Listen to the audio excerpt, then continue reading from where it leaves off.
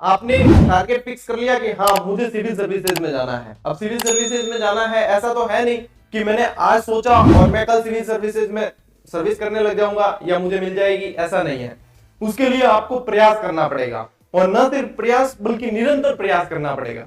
अच्छा, निरंतर प्रयास के कोई फिक्स दायरे नहीं है, जैसे कि जरूरी नहीं है कि आप निरंतर प्रयास में 10 घंटे डेली स्टडी करो, ये भी जरूरी नहीं है। जरूरी ये है कि डेली कुछ चीजें जो है रूटीन में होनी चाहिए। अच्छा, मान लीजिए किसी को YouTube के अंदर कैरियर दिखता है, उसे यूट्यूबर बनना है या कंटेंट क्रिएटर बनना है, तो उसे भी क्या करना पड़ेगा, उसे डेली कंटेंट के लिए वर्क करना पड़ेगा, डेली कंटेंट तैयार करना पड़ेगा और डेली कंटेंट देना पड़ेगा। अब यदि वो डेली कंटेंट नहीं देता है तो एक दिन दे दिया, फिर 1 महीने बाद दे रहा है, फिर 1 महीने बाद दे रहा है या 15 दिन बाद, तो उसका कोई अहमियत नहीं है। जब वो डेली कंटेंट देने लगेगा तो ऑडियंस उस तक पहुंचने लगेगी और उन्हें ये पता चलेगा कि ये बंदा जो है इस तरह के कंटेंट देता है, तो हमारी काम की, अब आपके काम की जो ऑडियंस होगी वो आपसे जुड़ने लगेगी। इसी तरीके से अपने सरकारी नौकरी को ले लेते हैं, तो उसमें भी यही चीज है कि आपने फिक्स टारगेट कर दिया कि हाँ होना है। अब आपका फिक्स टारगेट हो गया, अब उसके बाद में आप लोगों उसके लिए कंटिन्यू मेहनत करने। अब जरूरी नहीं, जैसे वैकेंसी, अभी राजस्थान की बात करें तो वैकेंसी नहीं आई है, लेकिन वैकेंसी आने के बाद तो भगदड़ मचेगी। वैकेंसी नहीं आई है, फिर भी जो भी व्यक्ति, जो भी स्टूडेंट 2 घंटे नियमित भी पढ़ रहा है, घंटे मायने नहीं रखते, 2 घंटे नियमित पढ़ रहा है, यानी कि उसके दिमाग के कुछ न्यूरॉन्स इस चीज के लिए तैयार है कि 2 घंटे डेली हमें जो है स्टडी से संबंधित मैटर मिलेगा और उसको इस तरीके से संग्रहित रखना है। अब ये चीजें छोटे छोटे जो स्टेप्स हैं ये बहुत ज्यादा काम आती है, ये अभी समझ में नहीं आते हैं, ये जब समझ में आते हैं तब हम कुछ पॉइंटों से रह जाते हैं सफलता प्राप्त करने में, या हम थोड़ी सी मार्जिन से रह जाते हैं और हम उस समय के लिए असफल हो जाते हैं।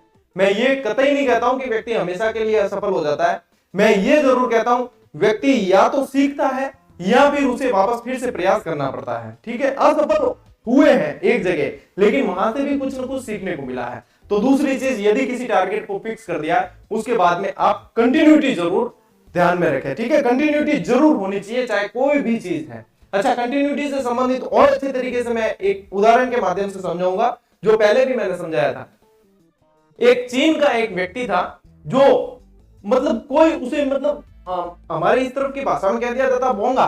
ठीक है ना, बोंगा यानी कि वो कोई मतलब का नहीं था, उसे पागल की संज्ञा दी हुई थी। तो वो व्यक्ति था, उसको कोई कदर ही नहीं करता था। उसने क्या किया कि एक मार्केट में जाकर बड़ी दोपहर के अंदर फिक्स 2 बजे टाइम फिक्स किया, फिक्स 2 बजे एक व्यक्ति जो प्रतिष्ठित था उसको गाली देनी शुरू की।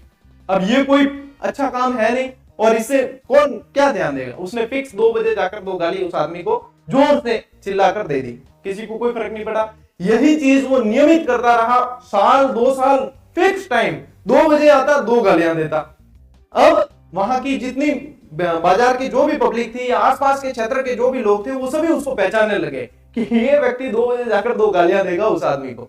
ठीक है, धीरे धीरे धीरे धीरे क्या हुआ कि साल 2 साल 3 साल गुजरते गए और उसके बाद में उसको वहां देखने आने के लिए बाहर देशों से भीड़ लगने लगी, टिकट लगने लगे और वो सिक्योरिटी के साथ में आता, फिक्स 2 बजे 2 गालियां देता और जिसे 2 गालियां देता था उसे भी वो पेमेंट देने लग गया कि भैया तुझे 2 गालियां खानी है मेरे से और ये पेमेंट लेना। यानी कि क्या है, चाहे बिना उद्देश्य का कार्य है, कार्य भले ही आपके अच्छा है या नहीं है, लेकिन फिर भी उसके अंदर नियमितता रखिए ना, तो निश्चित रूप से सफलता मिलती है। इस कहानी से हमें ये पता चलता है कि कंटिन्यूटी की अहमियत क्या है।